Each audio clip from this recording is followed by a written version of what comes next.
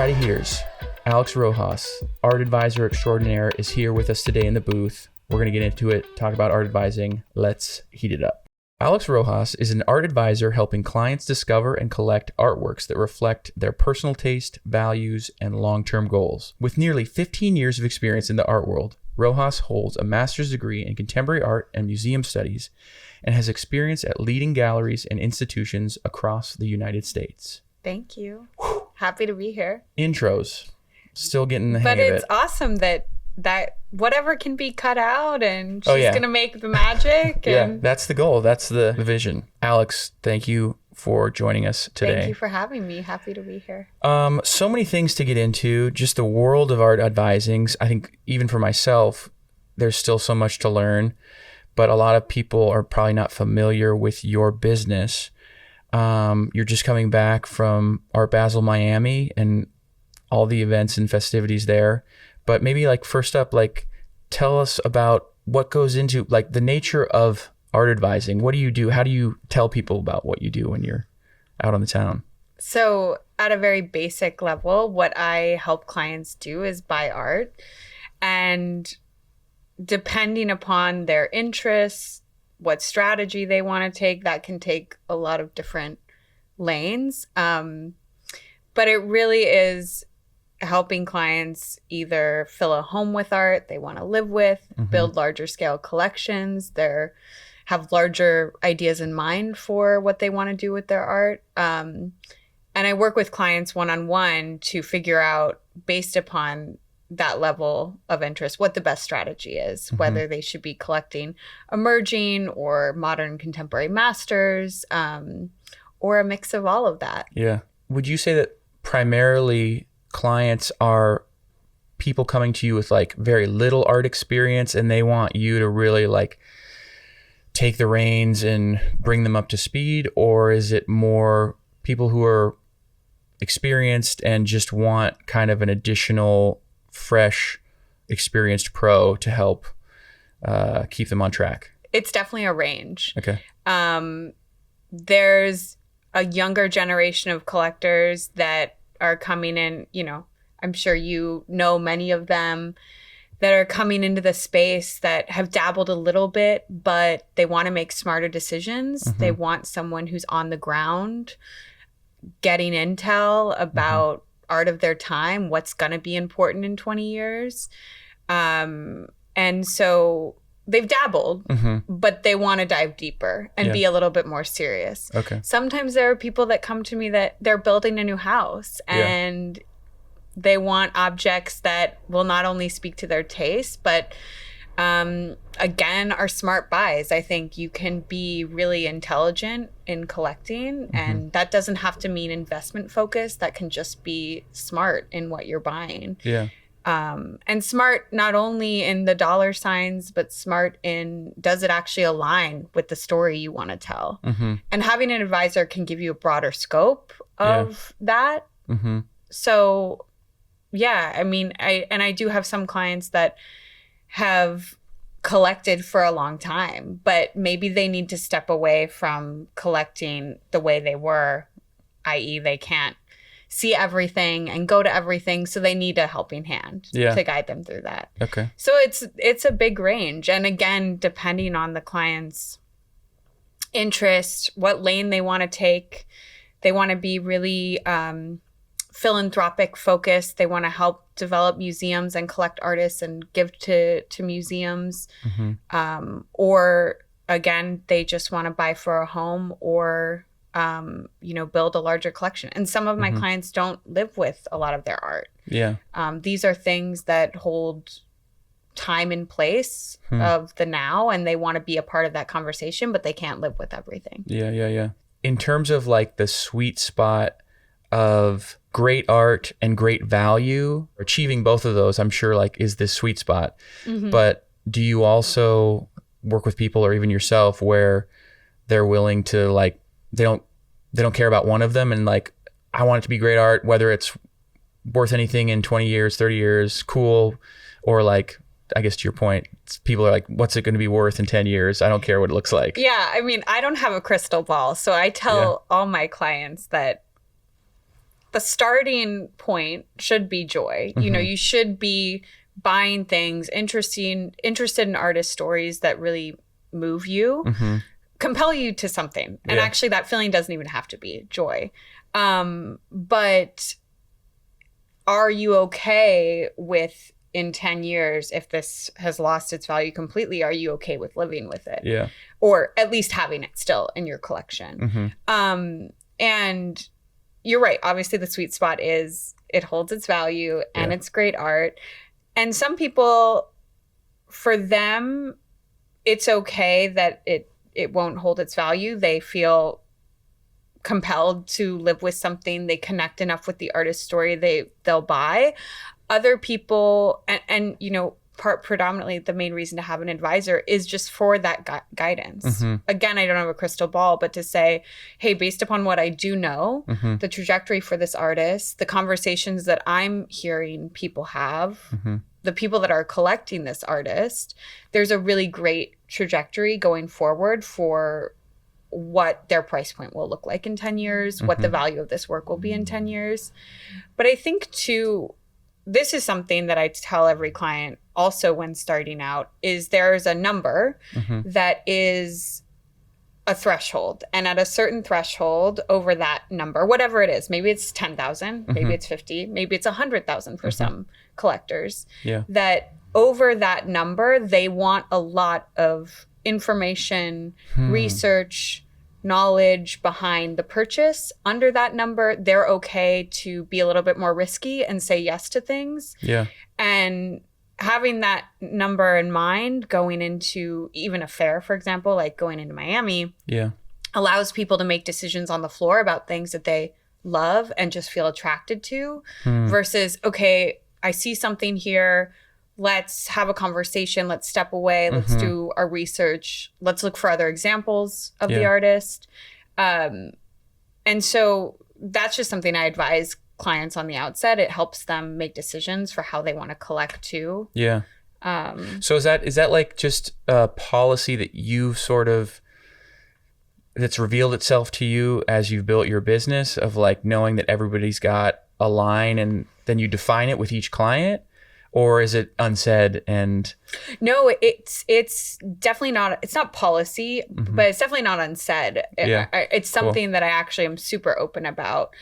As a tool to help them make decisions that they're comfortable with long term, and also for me to help be a buffer on, you know, the fairs can be intense, especially for new collectors, and within certain gallery dynamics, you have some people that are very sales focused on a fair floor, and my job is to work for the client at the end of the day. And so having, even for me, that number in mind, like, hey, we can say yes to this because I know it's comfortable for you and there's not going to be any kind of buyer's remorse, then I can be an asset in that way too. This is certainly my profession, my job, but for my clients, they work in high pressure positions, not all of them, but that's their job. And so buying art should be it should be fun. It should be cultivating connection, not only between me and my clients, but between me and other the clients and other dealers or artists. You know, I try not to be a gatekeeper as an advisor, in the sense that if a client wants to have a relationship with a gallery or an artist, that should be an open dialogue and an open place for them to build connection and deepen their interest in arts in general. I just think that's, jumping ahead a little bit, part of this exciting conversation right now. When the industry suddenly cools off and struggles, oftentimes that leads to a lot of creativity, whether it's like galleries learning to reinvent themselves or figuring out new ways to grow their business. Do you feel like excited about that yourself and how you advise or in your own business? Or is it just like, oh shit, the glory days of 2021, 22, 23, how do we get back to those? No, definitely not looking back at them with longing. I think reflecting on it now, and I participated in it as well, you know, a lot of work was sold. I was working at galleries then. And so, you know, a lot of work was sold for higher prices maybe than it should have been priced at for, volume was just such a big deal then because you could sell a lot. Yeah. And the correction that's happened now is for the best. Yeah. It's a much healthier balance. And I think it's great to see galleries focused on collaboration now more so to kind of not only pulling things back, but I mean, look at Hannah Hoffman, what a smart move. Yeah. Agreed. To instead of exposing herself to a space in New York, to team up. Yeah. And even at the fairs, you're seeing galleries share booths, which I think is a smart move and giving them more exposure. Yeah. But I think in general, we all got really fair infatuated post-pandemic. Yeah. And I think that does need to be tapered back quite a bit still. I know it felt like, this year maybe we were slowing down, but next year we have 2 new fairs in the Middle East, which is a region that certainly needs to be developed. Yeah. But no, I think this pace is more stable. I think it's better for the market. I think it's better for artists. I feel sad. I feel a lot of empathy for the artists that got used to having sold out shows and now they sell out half their show and also empathy for the dealer who feels the pressure from that artist. And it's an ecosystem that is very fragile and people within it do need to protect it to keep the pace and the market in a good place. So I hope we're now who knows what 2026 will bring. Right. I think I feel really good about it. The fall was great. I felt like momentum was good. But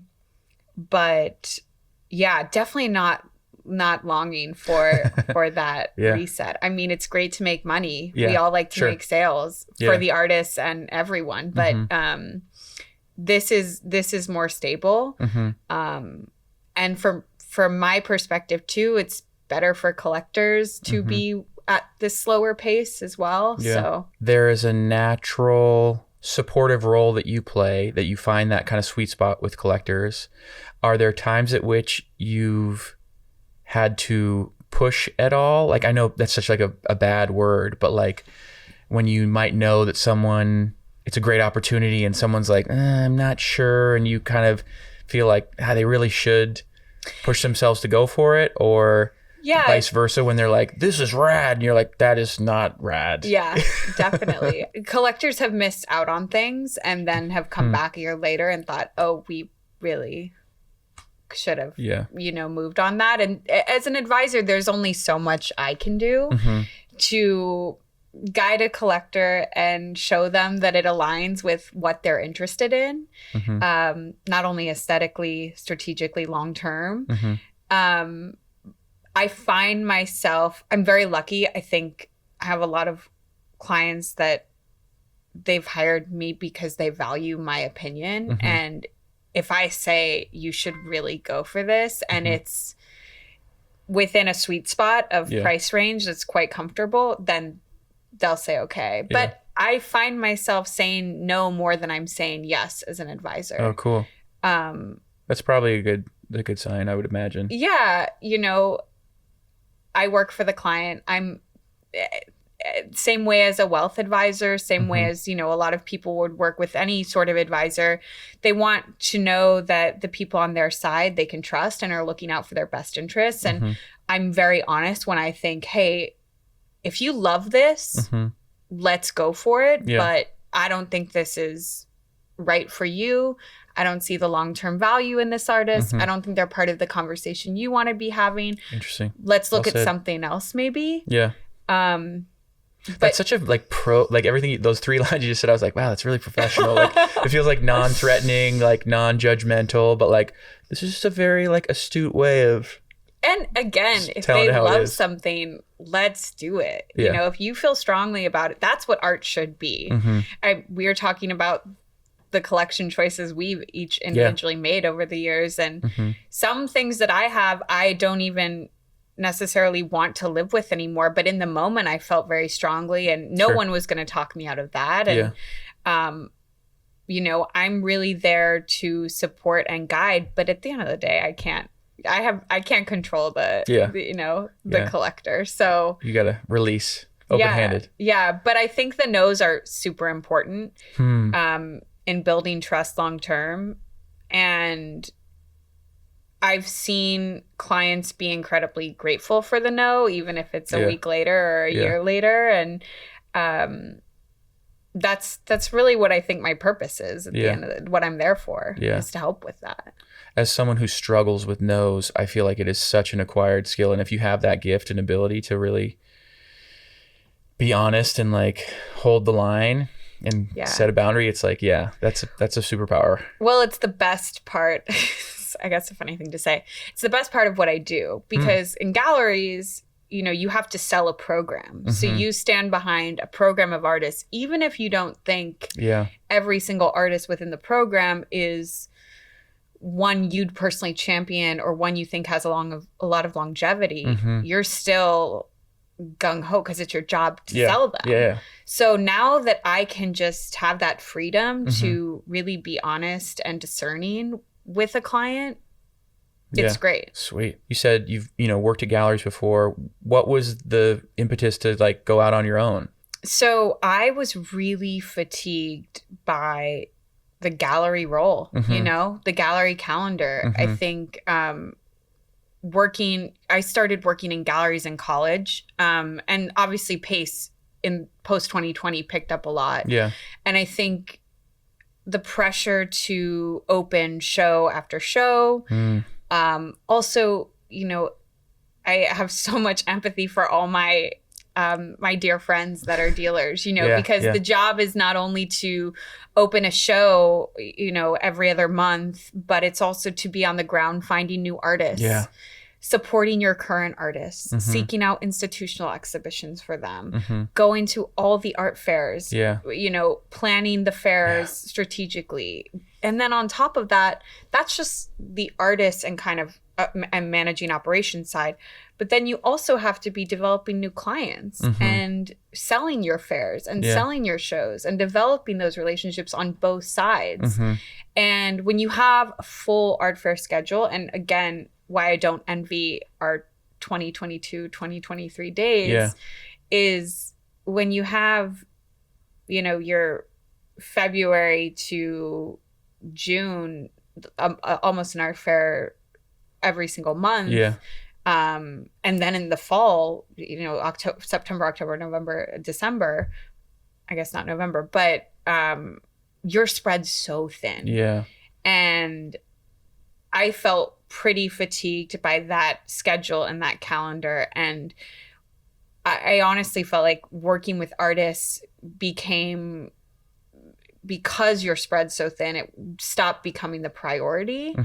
And again, that freedom of wanting to work with artists on my terms, work with clients on my terms, seemed like, okay, I want that flexibility. It was a very natural pivot. And I knew I had such a great, I had a lot of experience and already a great group of collectors that would support me. And if not be direct clients of mine, would refer me to other people. Cool. But really the ability to, I get to study the art market at large. I get to study artists at large and know everything that's going on, which is so fun. And getting to work with all the galleries, it's really the best. Gosh, it sounds awesome. Even just hear you talk, like, was there like a first moment? I know confidentiality is very important, but like sort of the first deal you helped facilitate of like a big time piece of art, were you like, holy shit? Early on in my advising venture, a big Tracy Emin that cool. I was really excited about, not only because of the price point, because it was an artist that I really believe in and feel a lot of deep connection towards. And when those two align, like number and this is a great artist, one who people have kind of, maybe over the years been not so sure about her trajectory, but I think now she's 100% solidified as a significant art historical. female painter. I mean, she's made a lot of different work over the years, but that felt very impactful. Yeah. And that's a reward when I can really absolutely believe in the work. Yeah. And, strategically make a good sale and a good deal for the client too. Congrats. Yeah. Just even hearing you talk about it, it's like, that's gotta feel so, like, her. I feel good. Like, way to go. Like, yeah, I love her. I love her work. I own her work. Yeah. I'm a big champion of her. Yeah. But it's also too, there are things that I've sold that a client's like, I love it. I really want to get it. And it's great that I'm, helping them transact and they feel that way about it. But it's an extra bump up, an extra feel good when I love the artist too. And I know that they're making a really great purchase. Yeah. Oh, so fun. That's yeah. Gosh, maybe let's be art advisors, Jess. Let's just we all can do it. Yeah. That was one thing that I was like, I don't know how much we're gonna get into here, but there's a lot of misrepresentation, like people that are advisors in the world. You can cut this. I don't know what you want to do with it, but like that don't have the experience or the knowledge or really and not even about taste, but just the understanding to properly advise a client. And I think for me as a young advisor, one of your questions was like, do you feel a lot of pressure to punch above your age? Yeah. And it's not even so much that. The pressure is really like defining myself as someone who is a serious professional, not just an art advisor because I gave myself this title. But that, there is a lot of experience that comes behind the title and the business that I'm working to build. And so it's more just validating yourself in a market that is very saturated. Yeah. Well, just to encourage you, I feel like you've definitely given that impression today of being a pro. So Thank you. Thank you. In the art world in general, like it is a very fluid business where people come in, they come out, they, not everyone can say they have a lot of experience, which is great. And at least for me, I would get a lot of questions when I first started taking on clients as an advisor, like, well, what sets you apart? Like what, and Ooh. That understanding of like, okay, well, it's experience, it's relationships, it's access, it's really deep knowledge of the market, of how, also understanding like how a gallery builds an artist and like kind of where does an artist need to go to have a long-term trajectory? What steps do they need to be making in their careers? And understanding that as part of the larger ecosystem that then can help me advise my clients of like, okay, I can see these signs strategically. We should buy this artist now for these XYZ reasons. I think all those things are really important in defining for an advisor as well. But it is just an industry that, we are open in some sense to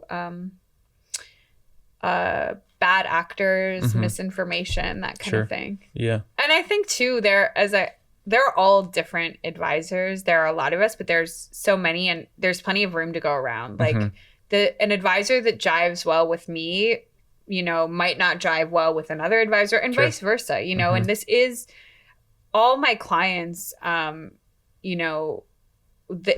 you're spending a lot of time with them. Sometimes you're going on trips where you're spending like 3 or 4 days straight from breakfast to dinner into the parties in nighttime with these people. So they want to have one that's, it's a friendship, it's a professional relationship. And so that connection is just as important as being incredibly well equipped to advise them. Yeah, it's important to be a good hang.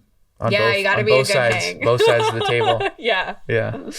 For sure. Yeah, we're trying to cultivate good hangs. Yeah. You are here. This is a great spot. Thanks. Yeah. That's what Friday Heater. Yeah, it's a big part of the Friday Heaters culture, I think, is like having good hangs. And the advising world in general.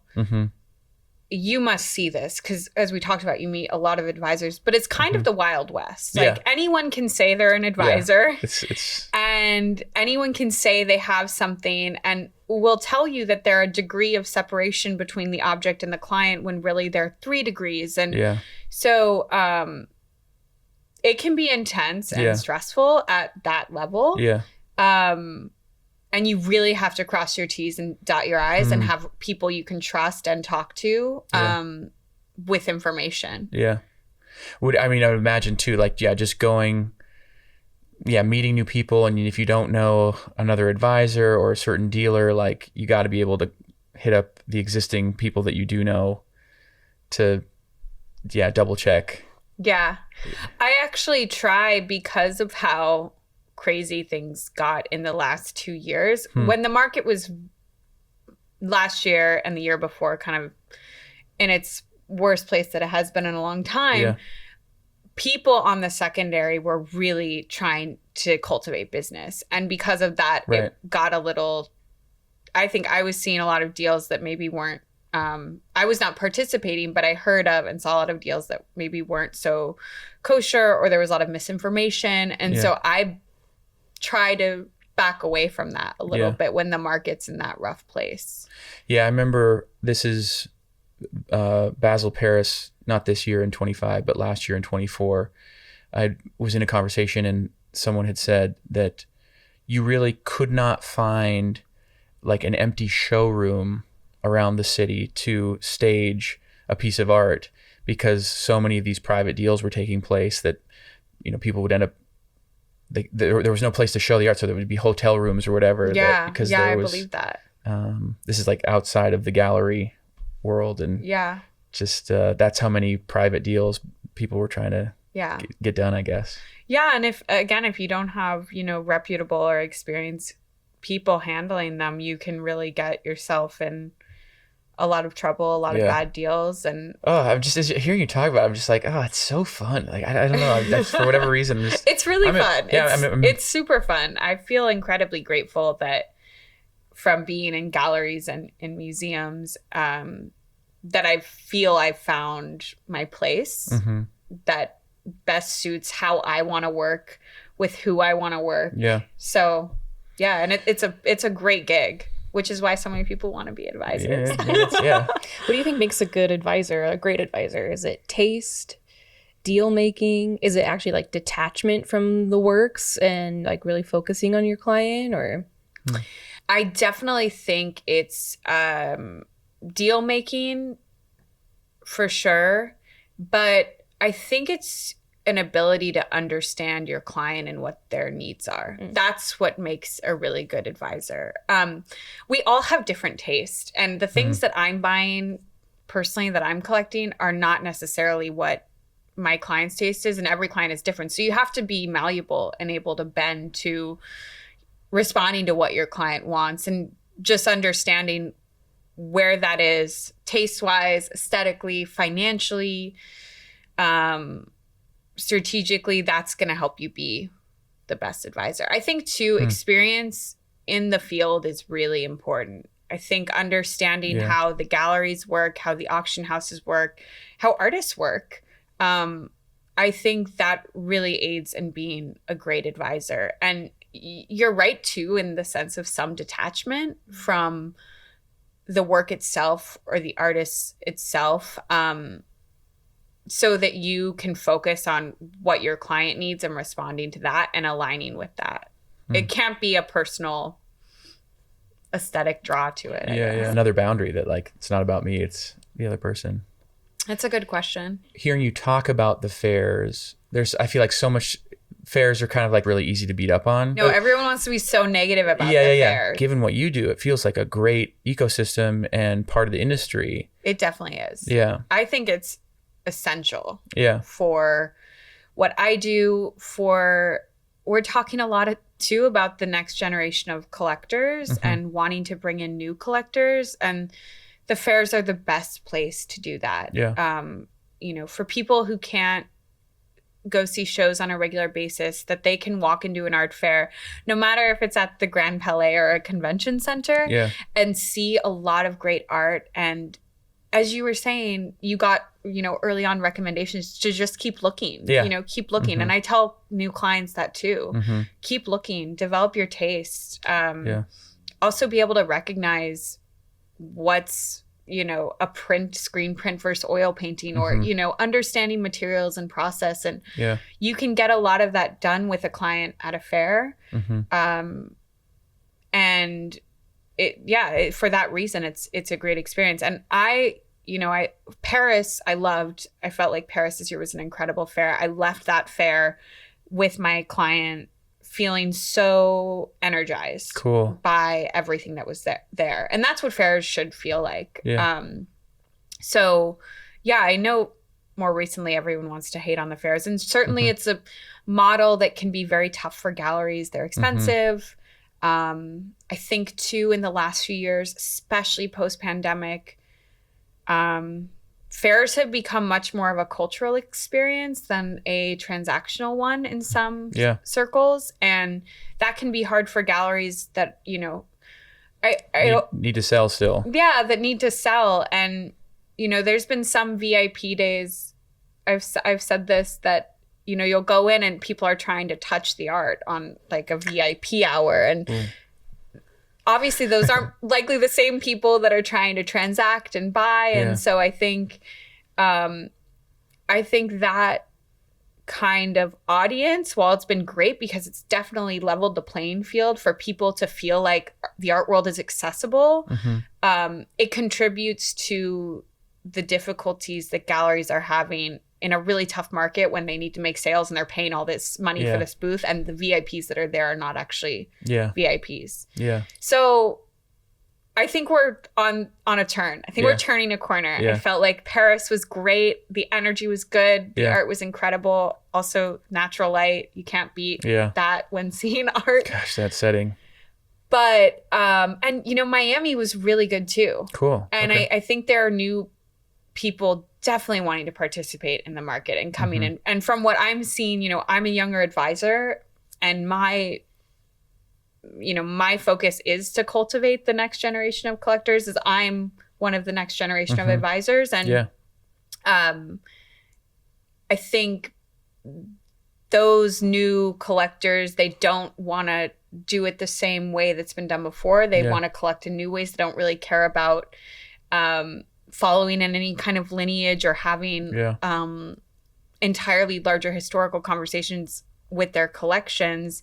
They really want to break the mold and forge their own paths. And the fairs still feel like great places to do that. Yeah, that makes a lot of sense. With fairs, I sometimes tell people, playing football in high school and college, there's a big part of my life that is like jock focused. So it's like whenever, a city gets the Super Bowl in the NFL, like it's a big deal for that city. When like I've been to a couple Super Bowls, and like I remember going to my first one and realizing like a ton of people were there that are not fans of the two teams that were playing in the game, but just people were excited because like the big game is in their town. Yeah, it's cultural. And I feel like it's similar with art. Like as much as the fair can be like, we can hem and haw about the fair, or like get into the conversation about like institutions and critiquing the big institutions that have complex roles today or whatever. We kind of need those big heroes and those big events that bring us together, and kind of, each one of those cities where Basel or Frieze or whoever shows up, those weeks are really exciting for those markets. And I think there's something really magical about whether you're in Paris or like here in LA, when it's Frieze week here in LA, it's hectic. It's kind of stressful. It's a mess, and the airport and all these different things, but it's good. It's good. It's fun that people have an opportunity to like champion our city, and it's great for all of the cities that are hosting these fairs. And again, I think that exposure, I grew up in Las Vegas, where we had the Bellagio art collection, and that was, I don't know if you've been to the Bellagio. It's I wouldn't say it's a real art collection, but Steve Wynn had his collection on view for a little bit.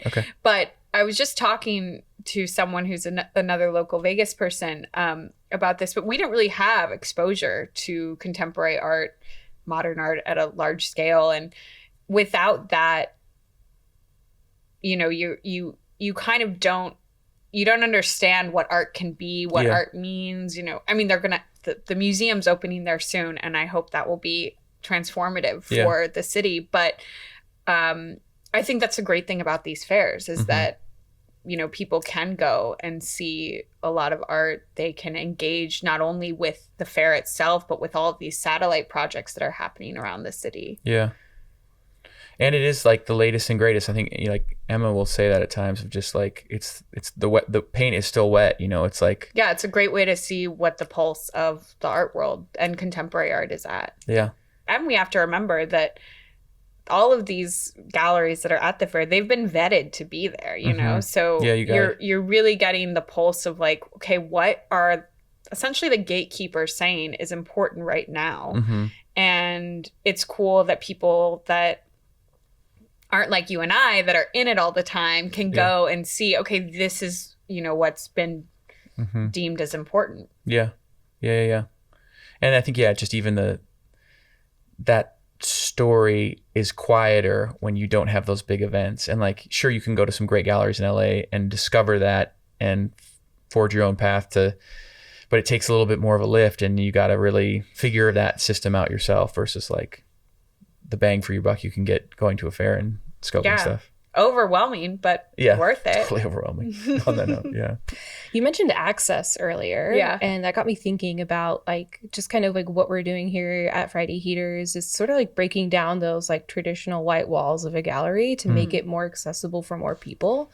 And I was wondering if you think something like that diminishes the value of works for your clients? Is that something that you would consider like problematic for your clients? If it's so accessible, like things are at a fair, does that diminish the value? Does that make your clients want to like turn away and go for something a little more exclusive? Yeah. Exactly. I mean, access is dictated by demand. If there's a lot of demand and there's a few amount of work, then your access to things is going to be harder. And so clients are definitely drawn to things. Like if I tell a client like, oh, I think this is a good buy, XYZ reasons, this show just sold out, we're going to have to wait for new work. That's a draw, It's like, ooh, yeah, okay, I missed it. I missed out on the opportunity. Yeah, scarcity. And, most of the things that we'll see at a fair that are really great buys, and this isn't always the case. I felt like you could go into Miami and the market is in a really great place right now where I think the galleries are still nervous about what happened over the last 2 years and the market slump. And so there's still great work available. You can get good discounts. Which is healthy. It's really how it should be. But when you walk into a fair, a lot of times the great work has been pre-sold off of a PDF. And again, although that's changing, their first day conversations and interest that's being taken. And I think that having things be what appear maybe to be accessible on the fair floor, it's never quite as it seems. And everything nowadays, you must know this too, Ben. It's a much longer conversation. Yeah. It's talking to the galleries. They want to know about who your client is, which was not a thing. Yeah. That used to not happen where you needed to provide a whole bio about, who Right. your client is and what they collect in order to get access. But now that certainly is. What are things, just for those who are less familiar with that side of what you do, like what are like valuable attributes for a collector or one of your clients to have that like helps to separate them from the pack or attain a certain level of respect from sellers and galleries? Like top 3 attributes or whatever. Museum affiliations. Okay. Like I think that you show that you have a larger, deeper interest in the art community at large, whether that's locally in your town, the LA, being here where we are, or the United States. And to clarify that for those, so like museum affiliations mean that person, you're either in a patron group, you're donating money to the museum to be involved in a patron group, or you're even donating artworks to a museum. You're in conversation with the curators there. Also, if you are donating artworks, you're usually in conversation with the curators about what they want. You are, especially now, when you're making purchases, you're making those purchases with the curator in mind. There's been a dialogue. So about what work they would want for the museum. So I would just say like top thing, museum affiliation means a lot. But it's not everything. I think people do respond to what's in someone's collection. Okay. You know, having good, reputable artists over the past, 4 or 5 years that have been part of that kind of flip market. Usually, artists that ping with those red flags, a reputable gallery is less likely to respond to. But the great thing about having an advisor is with all my clients, even if they're just starting out, I'm vouching for them, and having an advisor like that on your side where, the folks at Zwerner, for example, this person might have not bought anything from the gallery. They have nothing in their collection, but I have a good relationship with them and I'm vouching for them. And so that kind of creates a dynamic that they're able to collect at an entry point level without having to have museum affiliation or a big flashy collection. They're good, they're good collectors trying to start out. Yeah. How do you keep up with tracking all the latest and greatest? I feel like sometimes like when I go to fairs, when I go to galleries, it's like I'm just like a new enthusiast, like making it up as I go. So if I don't know something, it's like I'm an idiot, totally down to claim it, Whereas I feel like you are in a position where you kind of have to. There's more pressure to be in the know. How do you stay? How do you stay on the pulse? I read a lot. Okay. I stay pretty up to date on what's happening in the art world at large, reviews, news, all of that. It's really essential. More than, any other roles that I've played in the art world, that kind of upkeep is, because in a gallery, again, you can be so insular. You can just be about your programming and an expert in that. And really, my job is to be an expert in all of it, what every gallery is showing, which is impossible. So when I go into a fair, I don't know everything, and I definitely don't claim to know everything. But I do monthly go through, and I actually had someone try to automate this for me through AI to just create basically a spreadsheet calendar of all the shows that will auto-generate what's coming up. But I do monthly sit down and go through what every single gallery is going to have as their next show. Just like in LA or beyond LA? Beyond. Oh, yeah. Holy shit. Yeah. It's a big list. And someone tried to automate it for me, and I realized I have to go on the website, get a sense of the work, see if I even want to request the preview, read about it. It can't just be something that AI is doing for me. So that's time consuming and kind of just a boring administrative thing that I do that helps me keep on top of what's happening. And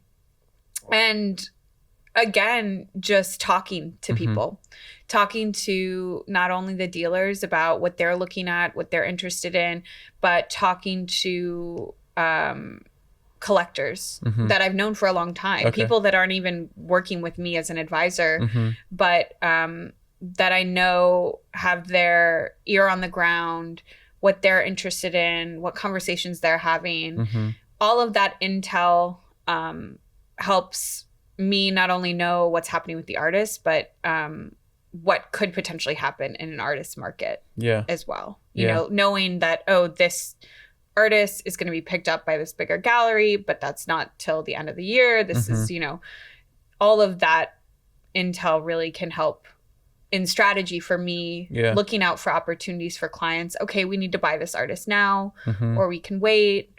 In some ways, just given what you describe as kind of like being a generalist, it's an advisor role. I hadn't thought about it historically, like how you sit nicely in the middle of everybody, and so you kind of get a piece of all the different experiences. Yeah, it's the fun part. For sure. And then there's auctions too. So watching the auctions, you know, if I can't sit in front of my computer screen or physically be there, following up, tracking prices, knowing where the market's at for, you know, emerging to modern masters. And it's really all of those processes that make up my time.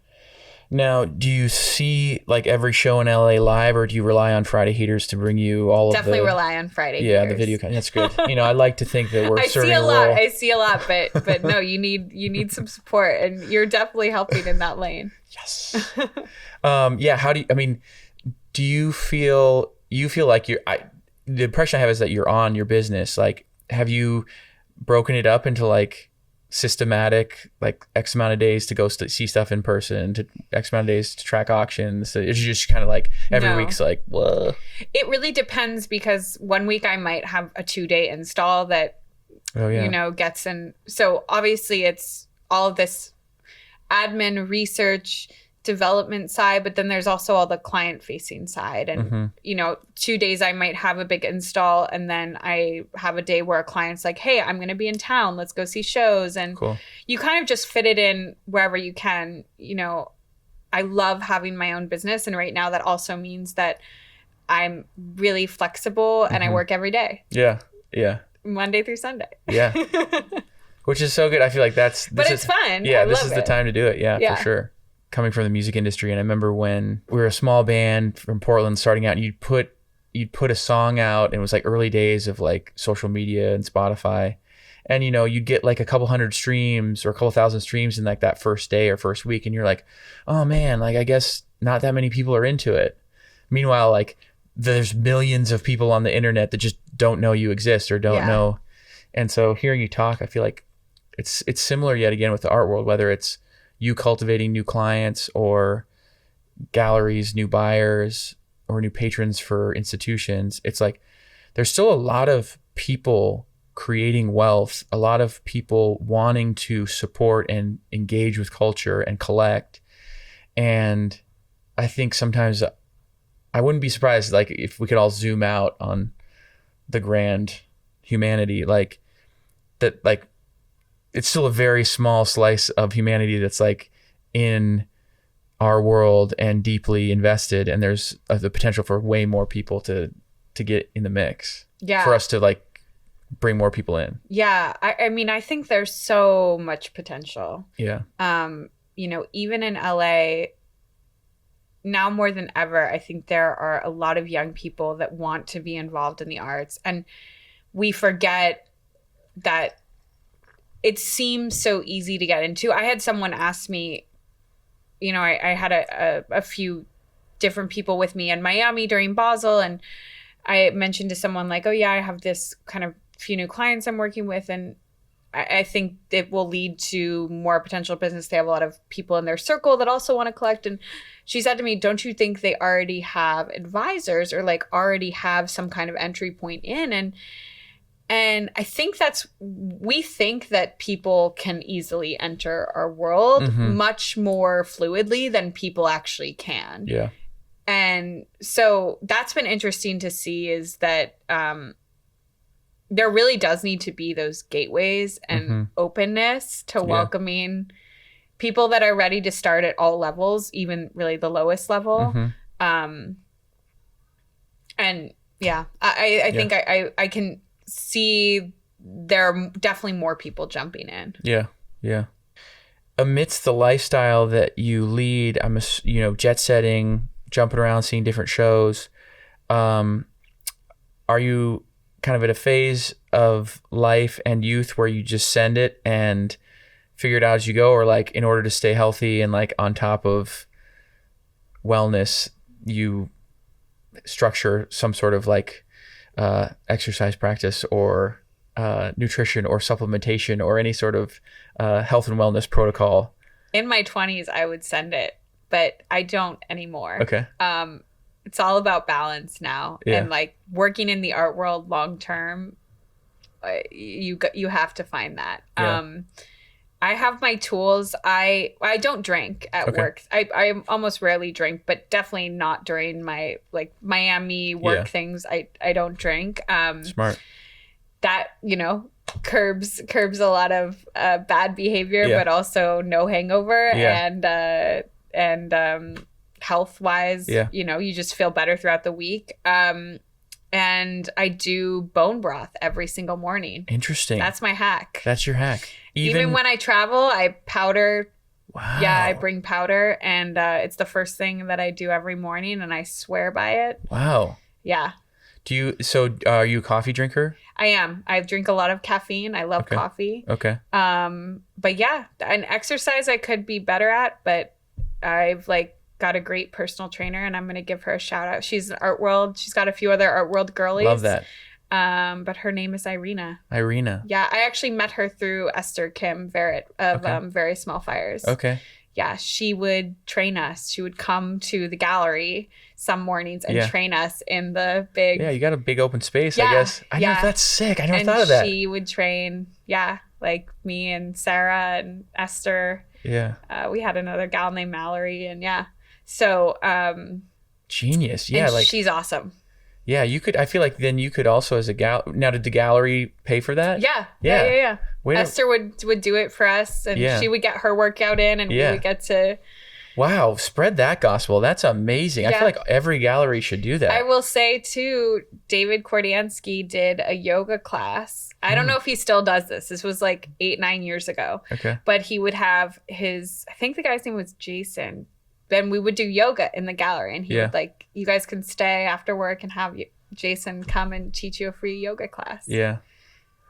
I just feel like you gotta probably limit the medicine ball throws, maybe some kettlebell swings, probably make sure you're not near a wall.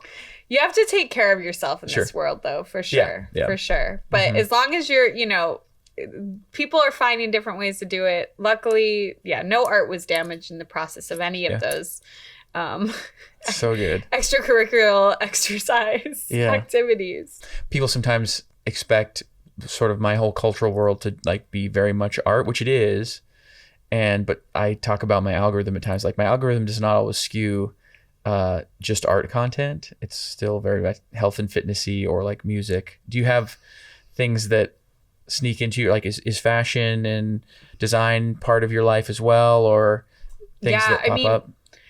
My algorithm is not. I'm not good at Instagram. I want to be better at it. I know that's probably a good thing. You have a good internet presence, and I need to have.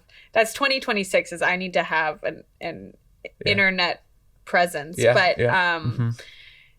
in general, I'm very into all things aesthetic, and so design, fashion, definitely. But other interests, I'm really art focused. My universe is art. Your clients would be glad to hear that. Let's shout out. Just because you do have to know so much and kind of see everything. And I do see everything. I mean, the amount of PDFs that I get ahead of an art fair. So in my free time, I really focus on that. And especially right now, my business is still early. So I'm living and breathing it as much as I can. And, smart. But yeah, I think all things aesthetic are definitely, I'm definitely inclined to. Yeah. Yeah. I feel like the art world is so good for that too. We get spoiled because between shows and the people that go to shows or engage within the community at museums or whatever, all these events and people's homes, and we're just around a lot of design and art and culture and taste. If you want to live with beautiful art, you likely want to live with a lot of other beautiful things. It's a whole universe. So I'm definitely aware of that. Although I don't dabble in interior design or help clients with that. They have their own people for that. Nice. But it's all a way of living. It's all an aesthetic experience. So do you, how is your recall? When you're going through that many PDFs and seeing that much art, can your mind lock it in, or do you really rely on spreadsheets and reference? What was that? My mind can actually really lock it in now. Wow. Especially prices. Okay. Wow. I can get a good, going to fairs. There's always specific things that I'm looking at or looking for, but I can on the fair floor pretty easily recall the stuff that I'm focused on or looking for, or a general, price range and understanding. Also, I studied art history in undergrad. And so part of that is kind of, being very research driven in your process, even as an advisor, is incredibly important. And recall not only for an artist's story, but their larger context. It's kind of just something that's been trained into me long term. Wow, what a great skill. Like, definitely a skill. Jess, anything more on your end? Anything we... Yeah, I was thinking about people who live with challenging works. Like, I know, like, when you buy something and you're going to put it in your home, it's your home. You want it to be beautiful. You want it to, like, give you a sense of, like, peace or joy or whatever. But so much of works that are in, like, contemporary art are challenging, and people are interested in them. So I'm just curious, like, how many people live with really challenging works? A lot of great collectors live with really challenging works. I think especially once you get past an aesthetic interest, we talked about this a little bit, but wanting to put things on your wall, and also going deeper into understanding not only the artist you're collecting, what the scope and conversation they're having is within the larger art historical context, then people really start to explore materials or work that's more difficult. I think about a collector who's living not far from here with Josh Klein's Body in a Bag. Oh, yeah. In their living room. We edited Jess's. Every day you wake up, like, drink your coffee and bag. And and also, like, having young kids around that. Impressive. What is the conversation that you're telling with that object, and an important conversation. And I think those collectors would, not only do they believe in, that's not the only work they own by that artist, so they believe in that practice really wholeheartedly, but their conversation that they're having with their entire collection and along with that singular object is very important to them. So as challenging and terrifying that it might be to someone just coming off the street to see that. I'm just thinking of, like, someone installing your internet comes in and just, like, sees a body and they, like, freak out. Or looks through the window. You're like, and they're like, what is that? But I think it's great. I think that is what art is about. And collectors that can live with those challenging objects, whether it's content-wise or material-wise, kudos to them. Yeah. I think it's something, too, you go deeper down the rabbit hole, and, like, I do appreciate beautiful things and beautiful art, but I think like Friday Heaters, like, the most fun and stimulating stuff is oftentimes challenging or just, out there.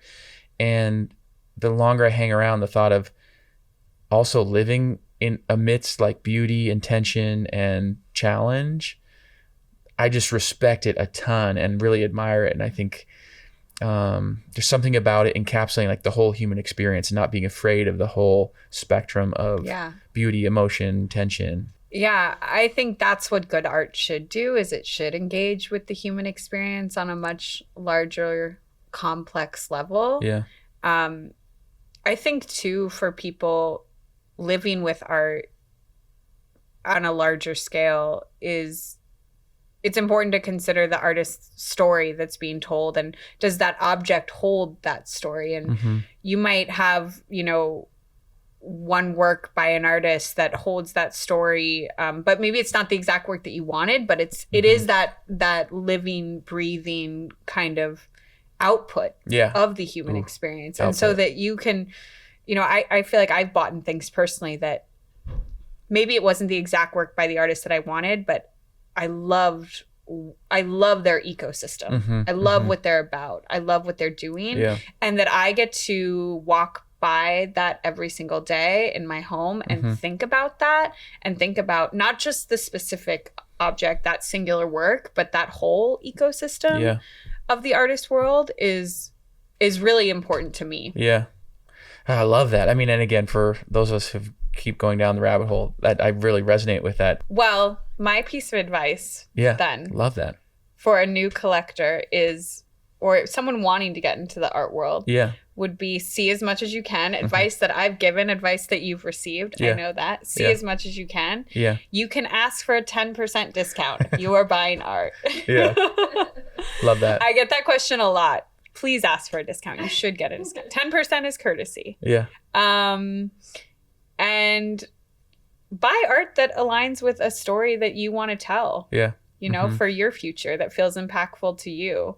But again, you can be really smart with art. I know investment is a bad word for many, but you can make smart, intelligent decisions in acquiring art and building a collection or just decorating your home. Yeah. And ask a lot of questions so that you can be guided well in those decisions. Yeah.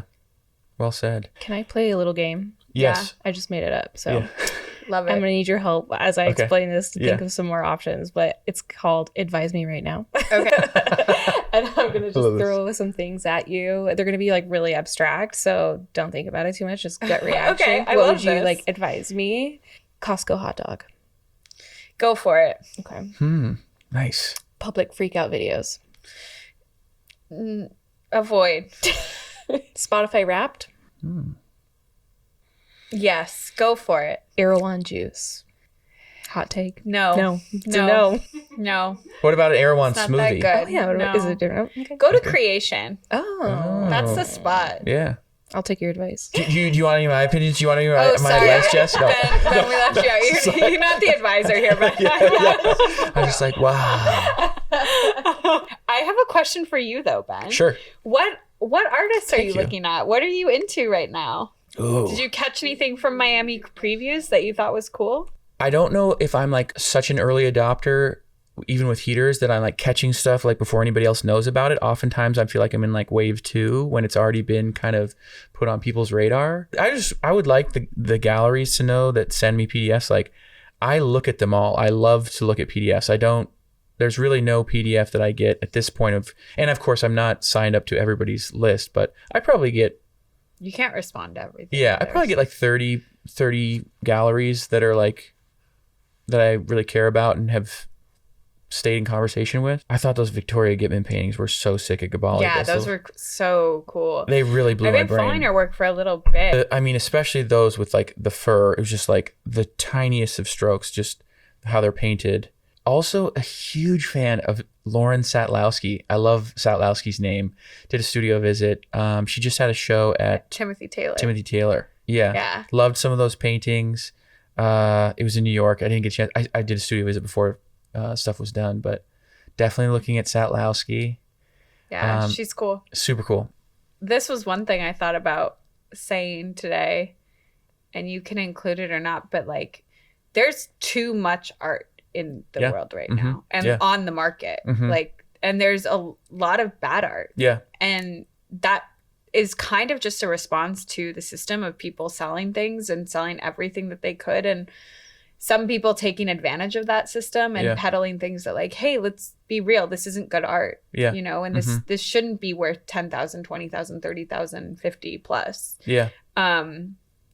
But that's also not incredibly well received in some circles to say like Sure. there's too much art, because from an outsider's perspective, art is like this Everyone. passion, creative. How yeah. can you say something's Yeah. you know, art versus not art? And Yeah. and we're just talking about different lanes, right? Like Yeah. we are in a fine art lane, Mhm. and there's certainly space for other forms of art. Yep. But in our lane, like there is a very particular conversation that we want to be having that is meant to last, you know, and extend Mhm. across the genre of contemporary art. It's meant to extend across art historical time periods Mhm. and relate to what's come before and after it. And so, Yeah.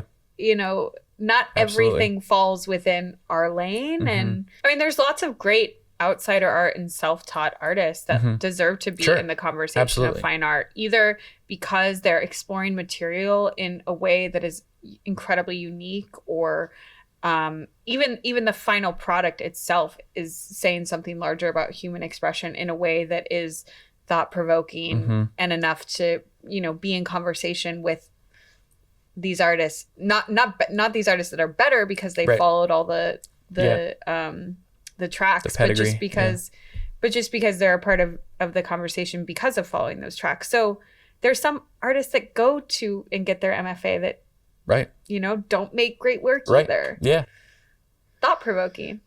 absolutely. Love it. Friday Heaters, that was Alex Rojas joining us at Friday Heaters headquarters, maybe if we're calling it that, the podcast headquarters. Thank you. The living room. See you next time.